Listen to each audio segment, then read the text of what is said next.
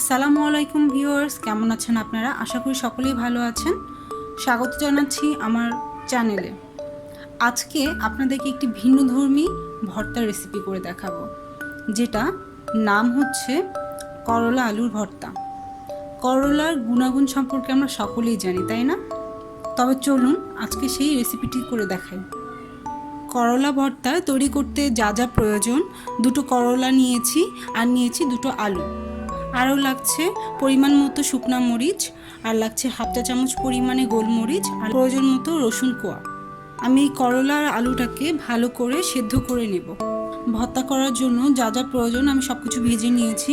এখন আপনাদের স্বাদ মতো আপনারা শুকনো মরিচটা দেবেন, রসুনটা দিয়ে দিচ্ছি আমি, আর দিচ্ছি ভেজে রাখা হাফ চা চামচ পরিমাণে গোলমরিচ।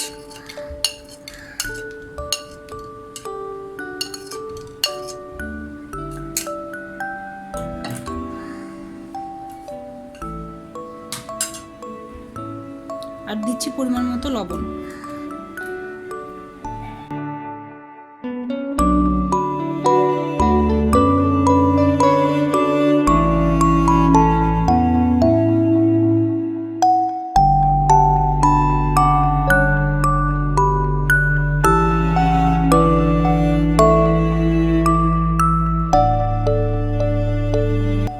এখন সিদ্ধ করে রাখা করলা আর আলুটাকে আমি দিয়ে দিচ্ছি এবং ভালো করে মিহি করে পিষে নেব।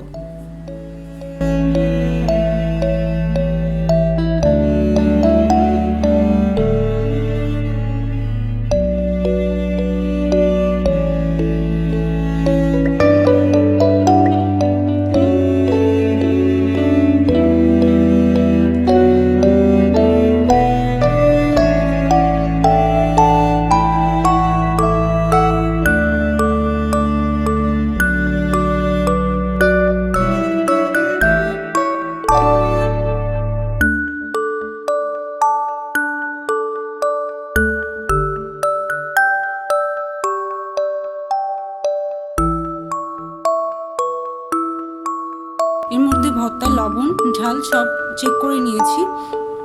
ভর্তার লবণ ঝাল সবই ঠিকঠাক ছিল। আপনাদের যদি কম বেশি লেগে থাকে তাহলে আপনারা দিয়ে ঠিক ব্যালেন্স করে নেবেন।